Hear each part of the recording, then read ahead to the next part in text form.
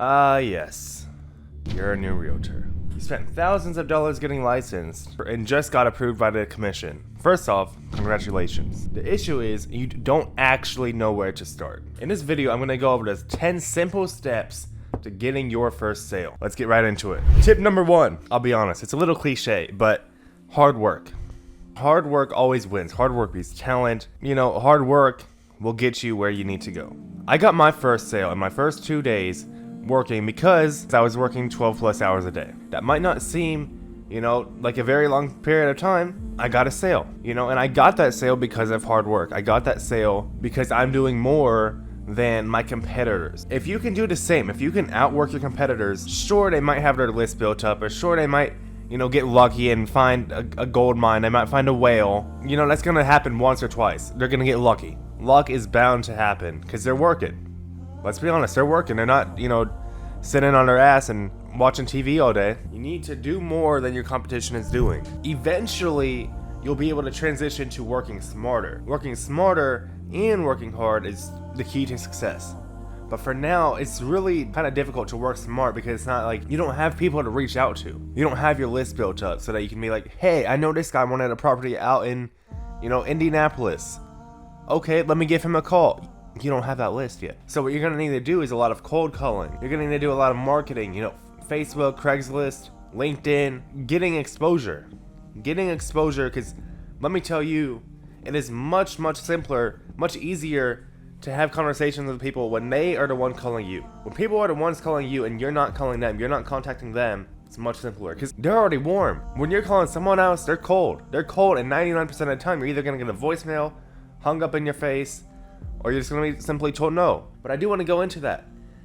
Being told no, you need to have, this is the second thing you need to have, is humility. You need to have humility to be like, I just started, a couple days ago. I'm not going to be amazing yet. I'm not going to be amazing, but I can still do my best and I can still improve 1% every call, 1% every meeting, 1% every day. And if you do that, guess what? That 1% is going to compound it. That 1% is going to make you exponentially better than your competition. And then the third thing really is what I see a lot of agents struggling with, including myself in the beginning, the first few calls I made, is having a lack of self-respect. You put your client, or you put not even your client, your lead on a pedestal above you. And once you do that, it's over. No one's going to want to buy shit from you if they think they're better than you. It's like, who the fuck is this little kid trying to sell me, a house? I'm like, I'm not dealing with him. Let me deal with a grown man or a grown woman. So you need to just understand that, your time is as valuable as theirs. They're not better than you just because they have the money. That's not the case. And, that also takes me into my next point, which is you're not selling anything to them. You are in sales and you're not selling anything. What you're doing is you're helping them. You're helping them get what they need. So, for example, in real estate, because that's what we're talking about, right? In real estate, you are helping your clients find a home or find a property that they like, that fits their needs, that, will help them reach their goals. For me, I actually deal with investment properties myself. And so when I connect an investor with an opportunity, that's what I'm doing. I'm connecting them with an opportunity that will allow them to pursue their goals through real estate. That's another thing with what I was saying about working smart, not working hard. Again, it's more difficult to do it in the beginning because you don't have a list built up. You don't have too many great leads yet. But when you start developing that list, you're going to be like, okay, I'm not going to call this guy because he said he doesn't want anything on the east side. So let me call him later when I have someone on the east side. This is actually on the west side. So let me call Al. Let me call Al because he told me earlier, I remember talking with him the other day, he was saying he wanted something on the west side.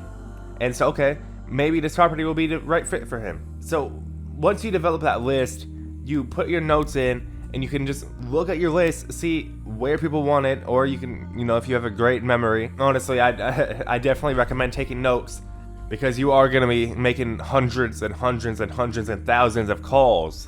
So the chances that you actually remember every single thing that you spoke about with every single lead, every single prospect, very, very, very, very, very slim to none. Whether you are using Salesforce, which is great, you can just put the keywords in, or you're using Notes, which I use Notion. I definitely recommend Notion. It's a free notes app that you can use. Have your script. What I do is I have my script on one side of the screen. I'll have my notes out on the other side of the screen.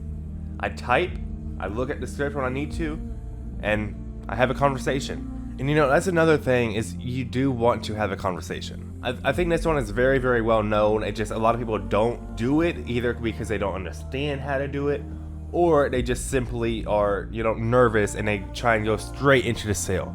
You need to build rapport, especially for such a high value product such as houses.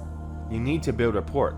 You need to get to know what they're looking for, what strategies they are using, what their goals are, and then you pitch them. Only once you've understood all of that, what they're looking for, is when you pitch them. That is the only time. You never do it without understanding those things first. Again, like I was saying, you have someone that wants a property on the east side.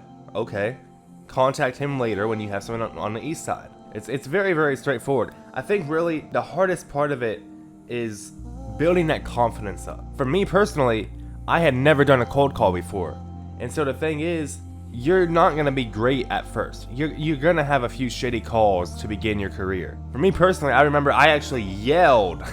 I yelled at a client because I wasn't cursing him out or anything, but I yelled at the client just because my emotions got heightened and I was talking fast. I could have done a rap. That's how bad it was. The second call was actually a voicemail. I couldn't even know what I was saying. I hung up mid-voicemail, mid-sentence. Just because I was blabbing on. I say that to tell you, just it takes time. It takes reps. Just like the gym, it takes reps. You're not gonna get great at sales with a couple calls. Just how you're not gonna build muscle with a couple reps. It takes time. It takes sets. It takes reps. And so that being said, you know, it's a numbers game. It is entirely a numbers game. There's a certain point where you know you cannot do more calls. You can't physically work harder. And so that's where you need to start working smarter. But in the beginning, it's a numbers game. You know, so let's say you get one sale out of 150 calls, okay? You make 150 more calls, guess what? You got your second sale. Now, eventually, you're gonna wanna keep improving your pitch, improving how you talk to your clients, improving yourself as a salesman. It's always gonna be a numbers game. It just, the number will go up. The percentage will go up. So for example, you'll get 2 out of a 150, 3 out of 150, 4 out of 150, 10 out of 150. And it'll just keep improving. But it's always gonna be a numbers game. You're never gonna have 100% ratio on these things.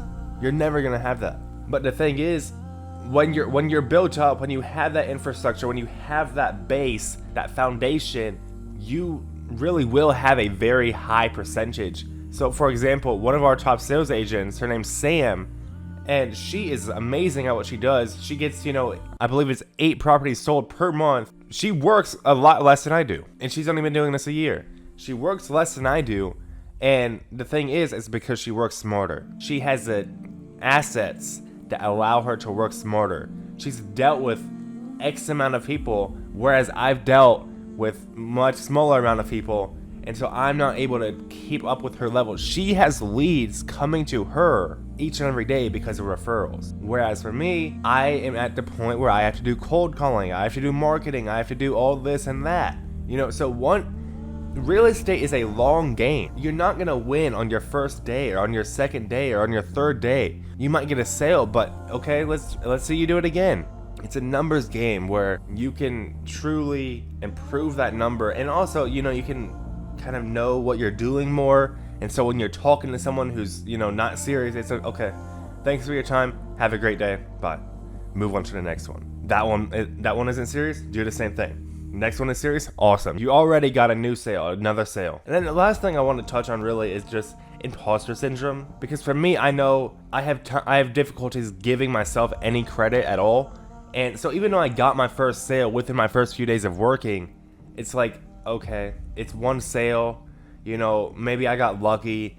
It really wasn't this hard to sell to this guy because he was already hot. He didn't really give me any difficulty. So I feel like in my mind, I didn't earn that sale. But then at the same time, I know that when I do have someone who's giving me difficulties and I still sell to them, I'm gonna make up something else in my mind, like, oh, you know, I didn't earn this sale because XYZ. And so that imposter syndrome, I was listening to Alex and Layla Hormozi the other day, and they were saying, you know, the only way to fix that imposter syndrome is to do shit. You know, if you get 100 sales, you might be a decent salesperson. If you're making 300 calls a day, you might be a hard worker. If you can run a mile in 3 minutes, you might be a good runner. Once you do the things, it's gonna come to a point where it's unreasonable to say you're not at least okay, and then little bit good, and then kinda good, and then good, and then great.